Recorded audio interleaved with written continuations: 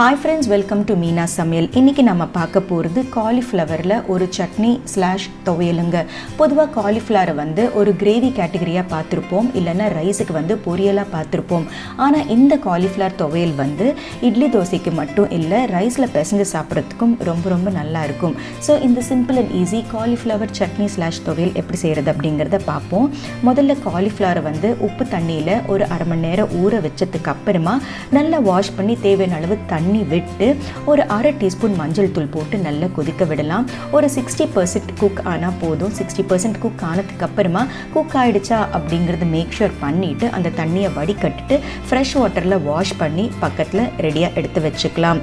ஒரு பேனில் வந்து ஒரு அரை டீஸ்பூன் எண்ணெய் விட்டுட்டு ஒரு 2 டேபிள் ஸ்பூன் கடலைப்பருப்புக்கு 2 டேபிள் ஸ்பூன் உளுத்தம் பருப்பு போட்டு ஒரு சின்ன நெல்லிக்காய் சைஸ் அளவு புளி போட்டு நல்லா பொன்னிறமாக வறுத்துக்கணும். இது வந்து மாட்ரேட் ஃப்ளேமில் வறுக்கும் போது தான் உள் வரைக்கும் நல்ல கோல்டன் ப்ரௌனாக ரோஸ்ட் ஆகும். ஒரு பாதி வந்து ரோஸ்ட் ஆனதுக்கு அப்புறமா ஒரு 5 காஞ்ச மிளகா இல்லைன்னா உங்கள் தேவைக்கு ஏற்ற மாதிரி காரத்தை போட்டு நல்லா வறுத்துக்கோங்க. ஒரு 2 ஸ்ப்ரிங் ஆஃப் கருவேப்பிலையை போட்டு அதுவும் நல்லா வறுத்தெடுத்ததுக்கு அப்புறமா ஒரு பிளேட்டுக்கு வந்து நம்ம ட்ரான்ஸ்ஃபர் பண்ணிவிட்டு நல்ல ரூம் டெம்பரேச்சருக்கு ஆற விட்டுடலாம். இதே பேனில் இன்னொரு 1/2 டீஸ்பூன் எண்ணெய் சேர்த்துட்டு ஒரு 4 பல்லு பூண்டோடு நம்ம ஏற்கனவே வேக வச்ச காலிஃப்ளவரை சேர்த்து அதுவும் நல்லா பச்சை வாசனை போகிற வரைக்கும் நல்லா வறுத்தெடுத்துக்கலாம். இது ரோஸ்ட் ஆகும்போதே தேவையான கல்லுப்பு சேர்த்து அதுவும் கூடவே ரோஸ்ட் பண்ணிக்கலாம். இது வந்து நல்ல ரூம் டெம்பரேச்சர் ஆற விடுறதுக்குள்ளே நம்ம ஏற்கனவே ரோஸ்ட் பண்ண ஸ்பைசஸை வந்து கொரங்கிற டெக்ஸ்டருக்கு வந்து அரைச்சி எடுத்துக்கலாம்.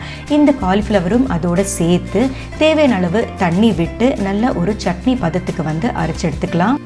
கொஞ்சமாக தண்ணி விட்டு சேர்க்கும்போது ரைஸில் பிசைஞ்சு சாப்பிட்றதுக்கு கரெக்டாக இருக்கும். கொஞ்சம் அதிகமான தண்ணி விட்டு நம்ம மிக்சியில் அரைச்சோம்னா அது சட்னி கன்சிஸ்டன்சியாக மாறிடும்.